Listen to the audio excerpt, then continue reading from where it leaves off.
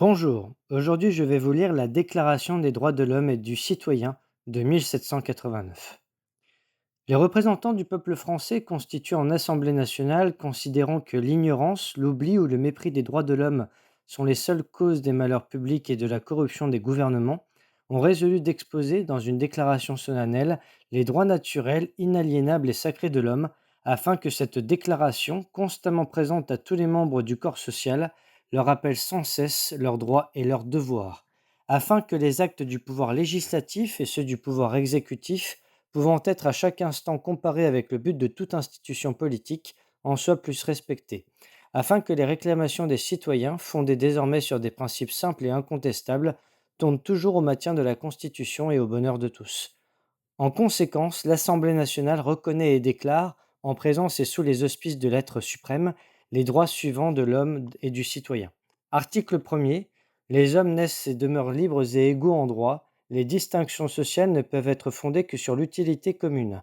Article 2. Le but de toute association politique est la conservation des droits naturels et imprescriptibles de l'homme. Ces droits sont la liberté, la propriété, la sûreté et la résistance à l'oppression.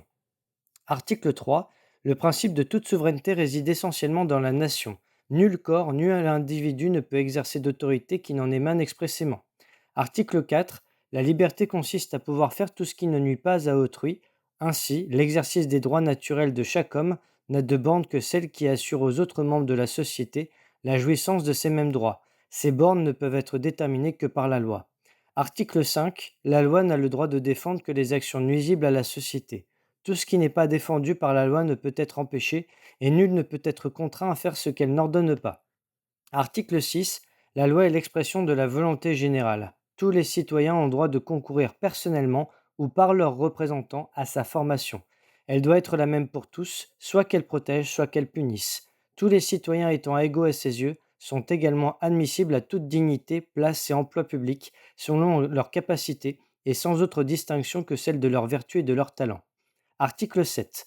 Nul homme ne peut être accusé, arrêté ni détenu que dans les cas déterminés par la loi et selon les formes qu'elle a prescrites. Ceux qui sollicitent, expédient, exécutent ou font exécuter des ordres arbitraires doivent être punis. Mais tout citoyen appelé ou saisi en vertu de la loi doit obéir à l'instant. Il se rend coupable par la résistance. Article 8. La loi ne doit établir que des peines strictement et évidemment nécessaires, et nul ne peut être puni qu'en vertu d'une loi établie et promulguée antérieurement au délit et légalement appliquée. Article 9. Tout homme étant présumé innocent jusqu'à ce qu'il ait été déclaré coupable, s'il est jugé indispensable de l'arrêter, toute rigueur qui ne serait pas nécessaire pour s'assurer de sa personne doit être sévèrement réprimée par la loi. Article 10. Nul ne doit être inquiété pour ses opinions, même religieuses, pourvu que leurs manifestations ne troublent pas l'ordre public établi par la loi. Article 11. La libre communication des pensées et des opinions est un des droits les plus précieux de l'homme. Tout citoyen peut donc parler, écrire, imprimer librement, sauf à répondre de l'abus de cette liberté dans les cas déterminés par la loi. Article 12.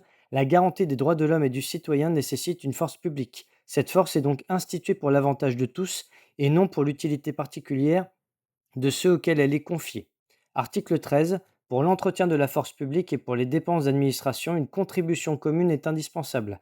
Elle doit être également répartie entre tous les citoyens en raison de leurs facultés.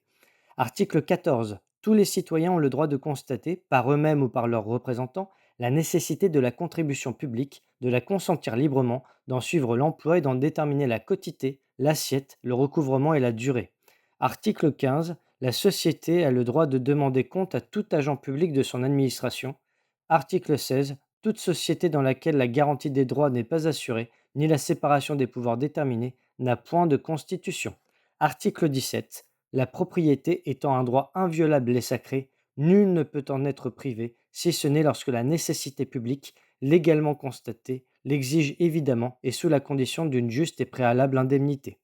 Je vous en remercie.